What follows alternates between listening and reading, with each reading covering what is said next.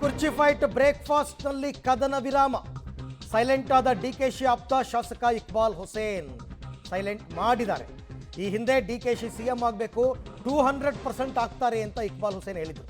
ಮಾಧ್ಯಮಗಳ ಮುಂದೆ ಮಾತನಾಡೋದಕ್ಕೆ ಇಕ್ಬಾಲ್ ಹುಸೇನ್ ಈಗ ಹಿಂದೇಟು ಹಾಕ್ತಾ ಇದ್ದಾರೆ.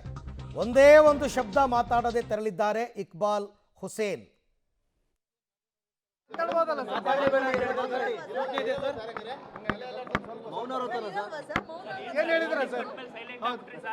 ಮಾತಾಡಬಾರ್ದು ಅಂತ ಹೇಳಿದ್ರೆ ಸರ್ ಆದೇಶ ಇದೆಯಾ ಸರ್? ಸರ್ ಏನ್ ಸರ್ ಈಗ ಸಿಎಂ ಆಗ್ತೀರಾ ಇಲ್ವಾ? ಜಾಗ ಬಿಡ್ರಪ್ಪ. ಮಾತಾಡ್ಬೋದಲ್ಲ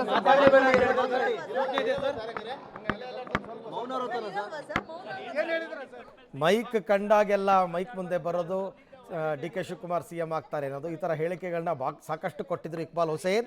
ಬಟ್ ಈಗ ಅವ್ರಿಗೆ ಇನ್ಸಿಸ್ಟ್ ಮಾಡಿದ್ದಾರೆ ಸೆಷನ್ ಟೈಮ್ನಲ್ಲಿ ಏನು ಮಾತಾಡಕೂಡ್ದು ಅಂತ. ಹಾಗಾಗಿ ಇಕ್ಬಾಲ್ ಹುಸೇನ್ ಕೈ ಮುಗಿದು ಜಾಗ ಕೊಡ್ರಪ್ಪ, ಹೋಗ್ತೀನಿ, ನಾನೇನು ಮಾತಾಡಲ್ಲ ಅಂತ ಕೇಳ್ಕೊತಾ ಇದ್ದಾರೆ. ಒಂದೇ ಒಂದು ನಿಮಿಷ.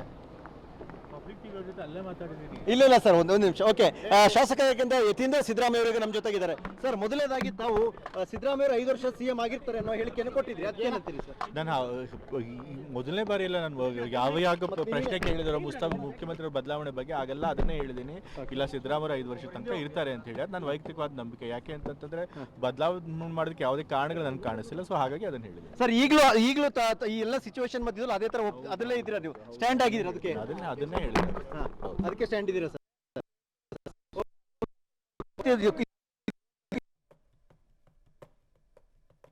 ಯತೀಂದ್ರ ಸಿದ್ದರಾಮಯ್ಯ ಅವರು ಪದೇ ಪದೇ ಅದನ್ನು ಹೇಳಿದ್ದಾರೆ ತುಂಬ ಸರ್ತಿ.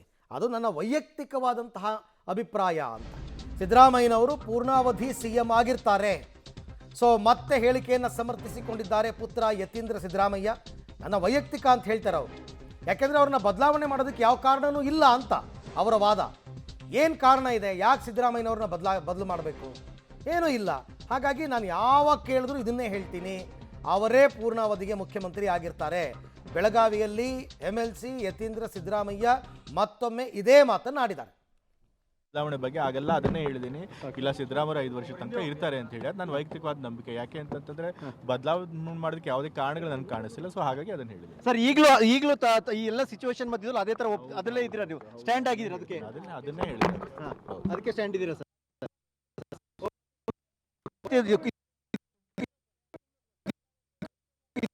ಬ್ರೇಕ್ಫಾಸ್ಟ್ ಮೀಟಿಂಗ್ ನೀವೇ ಹೇಳಿದಾಗೆ ನಾವೆಲ್ಲರೂ ಪಕ್ಷದಲ್ಲಿ ಒಗ್ಗಟ್ಟಿದ್ದೀವಿ. ನಾವೆಲ್ಲರೂ ಕೂಡ ಹೈಕಮಾಂಡ್ ಏನು ಹೇಳ್ತಾರೋ ಅದಕ್ಕೆ ಬದ್ಧವಾಗಿರ್ತೀವಿ. ಹೈಕಮಾಂಡ್ ಅವರು ಮಾತಿಗೆ ನಾವೆಲ್ಲರೂ ಒಪ್ತೀವಿ ಅನ್ನೋದನ್ನ ತಿಳಿಸೋದಕ್ಕೋಸ್ಕರ. Okay, thank you sir, thank you. ಇದು ಶಾಸಕರಾಗಿರ್ತಕ್ಕಂಥ ಯತೀಂದ್ರ ಸಿದ್ದರಾಮಯ್ಯ ಅವರು ಹೇಳ್ತಾ ಇರುವಂತ ಮಾತು.